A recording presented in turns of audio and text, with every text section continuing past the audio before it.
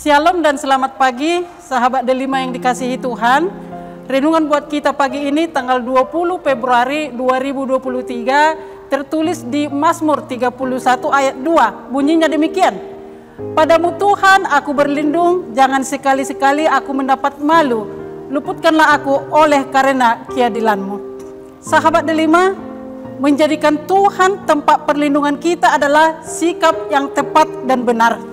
Entah apapun yang terjadi dalam kehidupan kita, jadikanlah Tuhan tempat perlindungan. Jika kita membaca Mazmur 31 secara lengkap, maka kita akan melihat bagaimana pemazmur sedang mengalami situasi yang genting atau sulit di dalam hidupnya. Nama baik pemazmur dijatuhkan oleh para musuh-musuhnya. Ia dicela, ada persekongkolan orang yang membenci dia. Ia dikejar-kejar musuhnya. Ia ditinggalkan orang. Ia menderita sakit dan ia dipermalukan, seakan-akan ia tidak dikasihi Tuhan lagi. Bahkan ia adalah orang yang merasa dibuang Tuhan. Dalam situasi sulit tersebut, pemazmur berdoa dan meminta tolong kepada Tuhan. Pemazmur memohon supaya Tuhan bersegera melepaskan dia. Pemazmur menyerahkan permasalahan hidup yang dihadapinya kepada Tuhan dengan harapan bahwa dia tidak akan malu oleh karena musuh-musuhnya. Pemazmur hanya mengandalkan Tuhan dan dengan penuh percaya dia berkata, "Ke dalam tangan-Mu kuserahkan nyawaku." Ayat 6. Dikatakan firman-Nya di dalam Yeremia 17 ayat 5 dikatakan, "Terkutuklah orang yang mengandalkan manusia, yang mengandalkan kekuatannya sendiri dan yang hatinya menjauh daripada Tuhan." Tetapi sebaliknya Yeremia 17 ayat 7 dikatakan, "Diberkatilah orang yang mengandalkan Tuhan, yang menaruh harapannya kepada Tuhan." Sahabat Delima yang dikasihi Tuhan, meminta tolong kepada manusia bukan tidak boleh, boleh.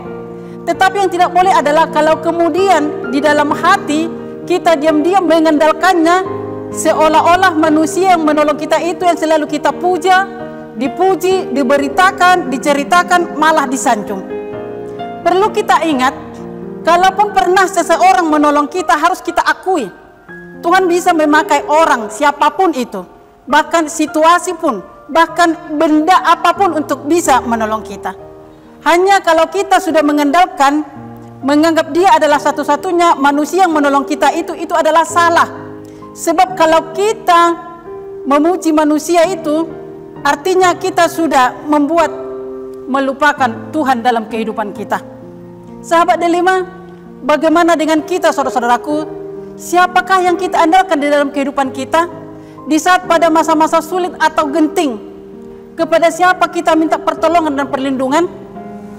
Nas ini mengingatkan kita, hanya kepada Tuhanlah kita memohon dan meminta pertolongan.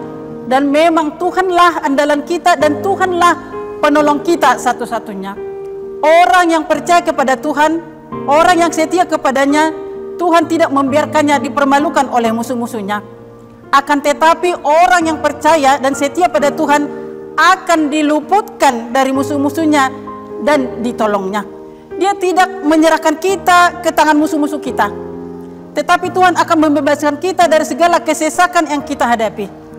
Hidup percaya dan mengandalkan Tuhan itu tandanya kita mempercayakan hidup seutuhnya hanya ke dalam pemeliharaan Tuhan.